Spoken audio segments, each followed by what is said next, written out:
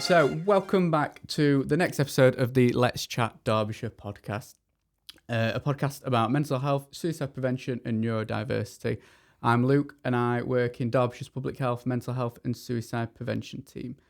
We hope you're doing well today, and today we're lucky enough to be joined by Danny from First Steps Eating Disorders, and we are going to be talking about male body image and eating disorders.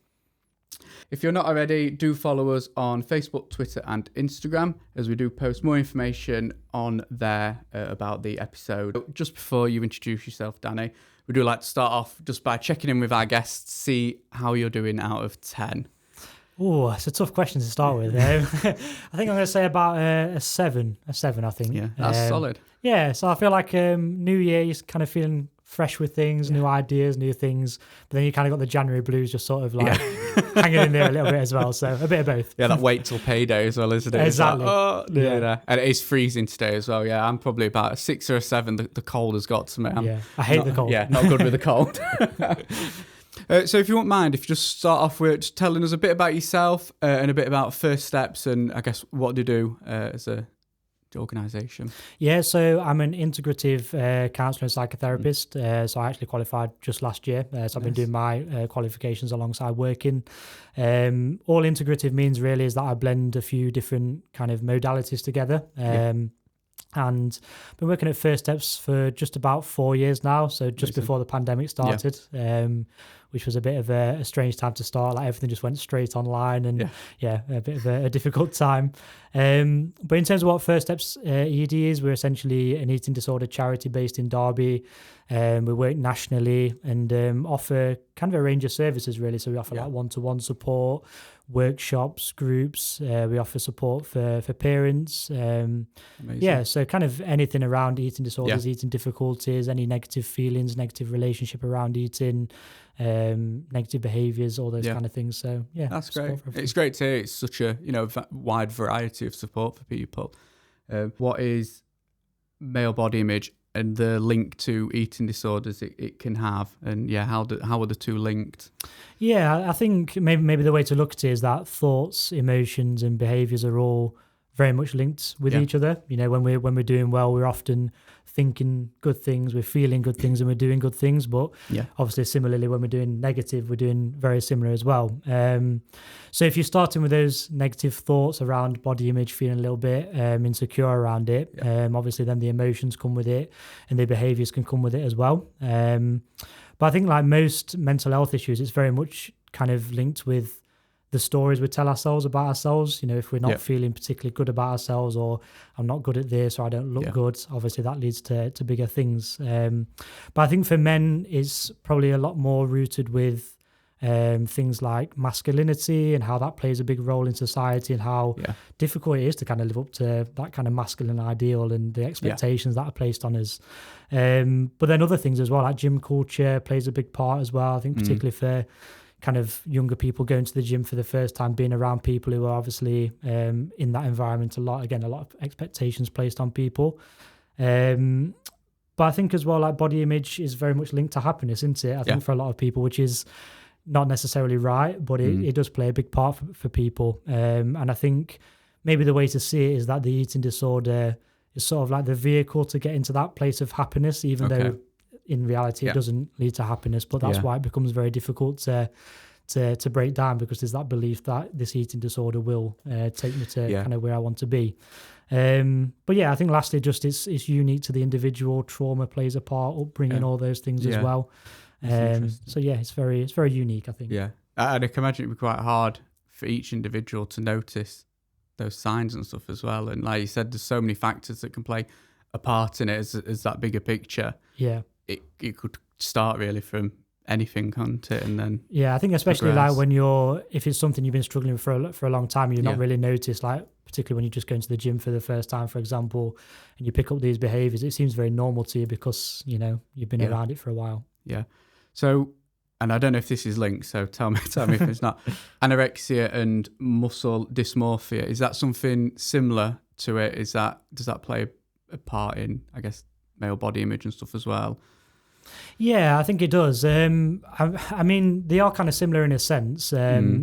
So I think with anorexia and like muscle dysmorphia, they're quite similar because there's that idea of being unhappy with who you are and but having probably a target or a goal to work towards of this ideal body image. Yeah. So then it's sort of that thing of do anything at all costs to get to that ideal body image, because that plays obviously a big part for yourself of, potentially thinking that's going to be the good thing for you, if that makes sense. Yeah. So you mentioned about, some of those signs, I guess, or some of the ways that it can have that knock-on effect. Are there any noticing signs that people could look out for in themselves, in others? I guess one that initially comes to me, if someone suddenly starts going to the gym a lot more and it turns from a healthy, thing into that unhealthy addiction. Are there any other signs that people can look out for in themselves, family members, friends?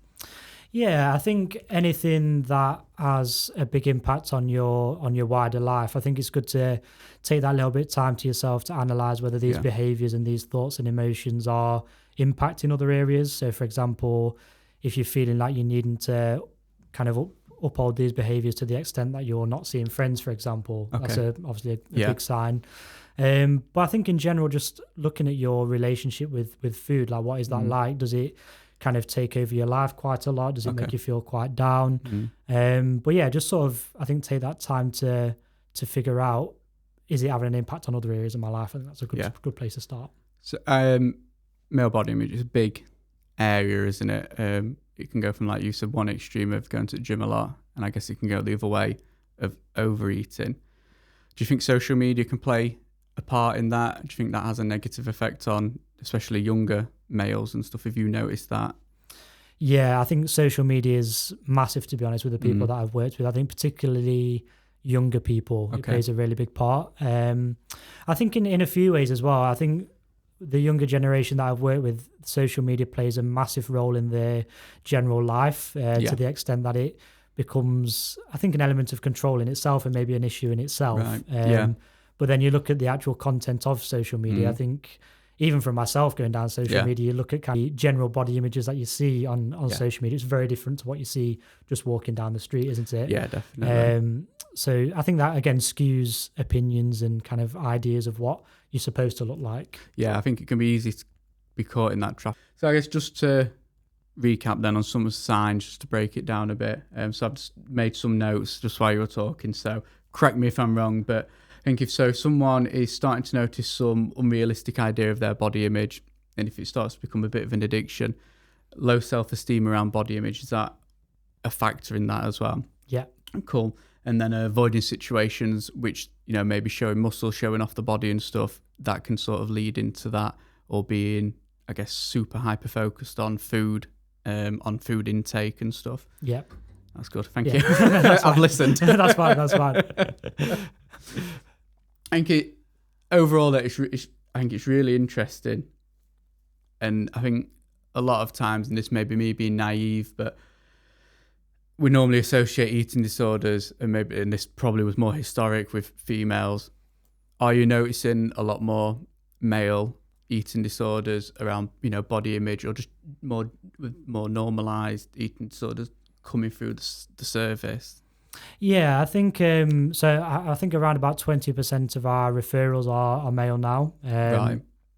There's a bit of I think change between young people and adults. What I kind of observe, that maybe less men are coming forward and seeking support compared to younger people. But I think there's probably a bit of a generational shift there, where younger people are a little bit more open to talking about their mental health a little bit. But yeah, I think it's important to know that men do struggle with the same eating disorders, essentially. Obviously, anorexia, like you say, seen as more of a female issue, but absolutely not. We do see a lot of people coming through and getting support for that. Yeah, definitely. And I think it's interesting as well, like muscle dysmorphia, we don't probably see quite as much of that as what people think. But I suppose, again, you think about the environments where muscle dysmorphia is quite an issue. It's not an environment where you seek support and kind of say, I've got an issue. So I think that's probably the reason why.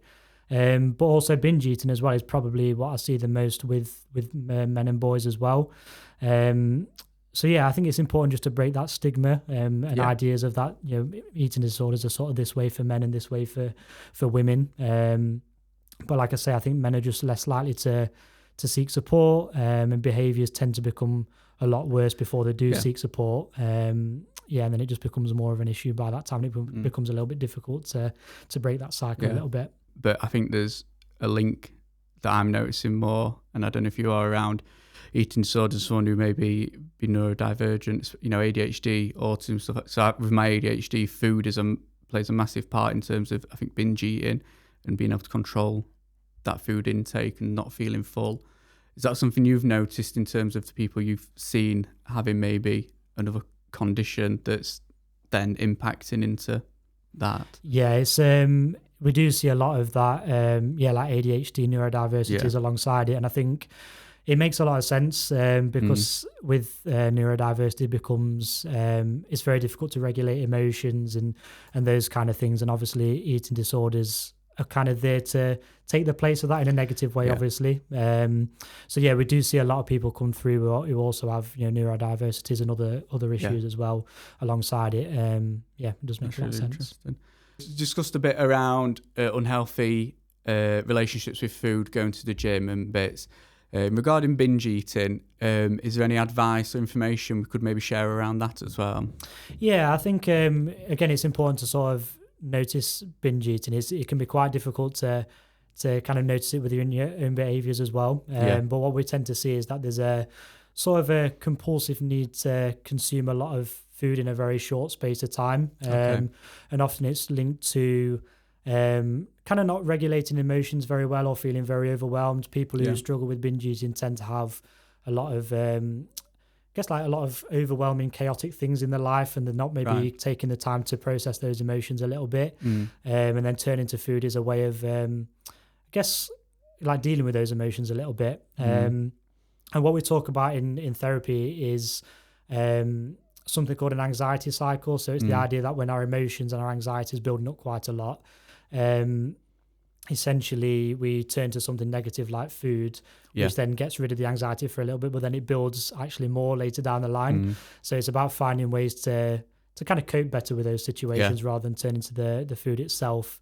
But there's a big link kind of with kind of boredom as well, and comfort, and turning to foods as a need to do that as well, and avoiding emotions quite a lot.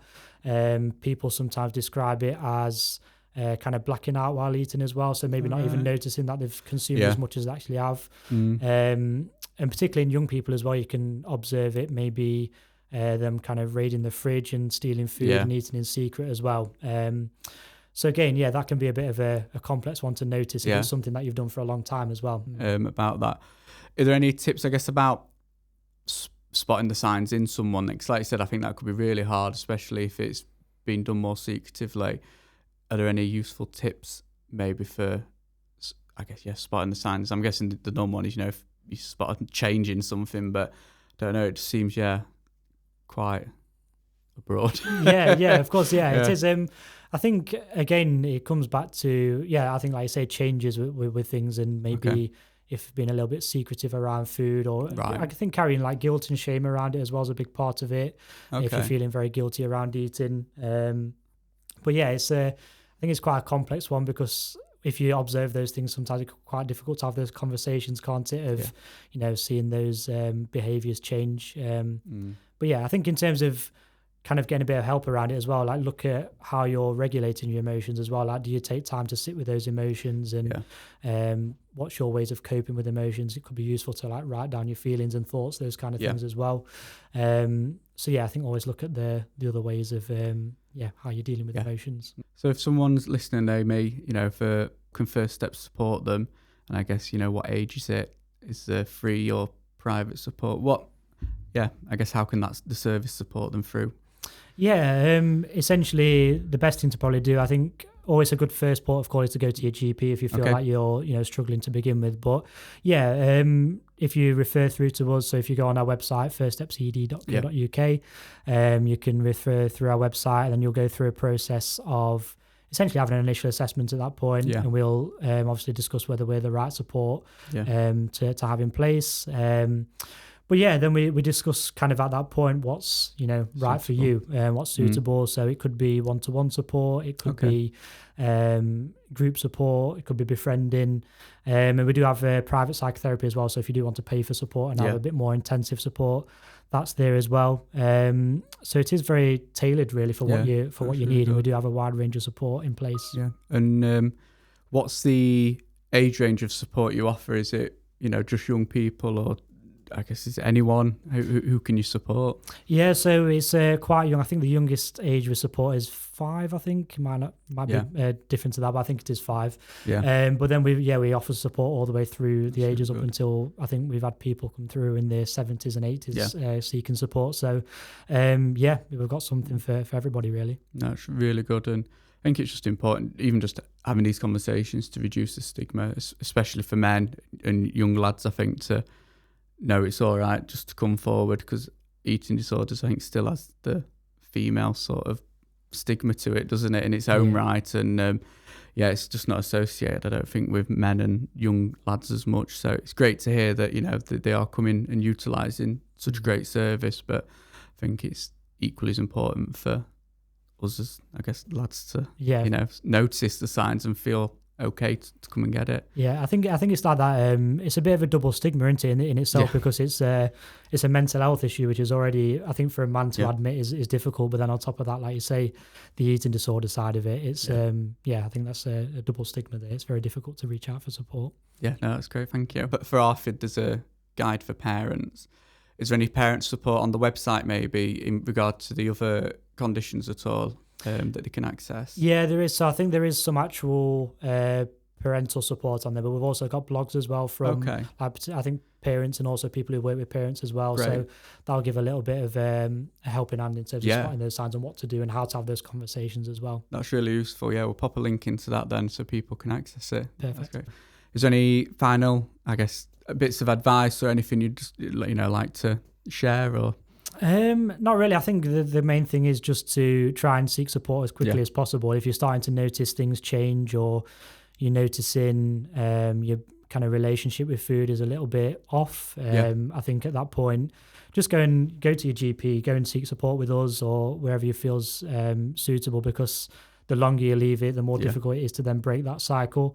I think there should be no shame in seeking support, and hopefully, I think it can be a little bit difficult going to your GP. I think sometimes people have mixed opinions with it or mixed reactions from the GP.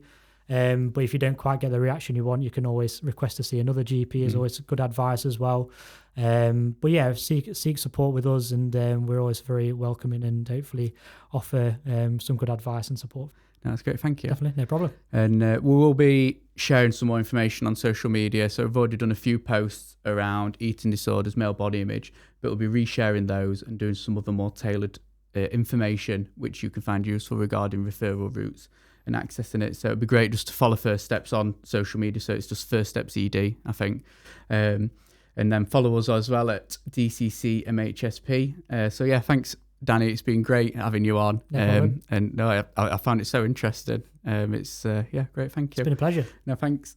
So you've been listening to the Let's Chat Derbyshire podcast. So don't forget to like and subscribe.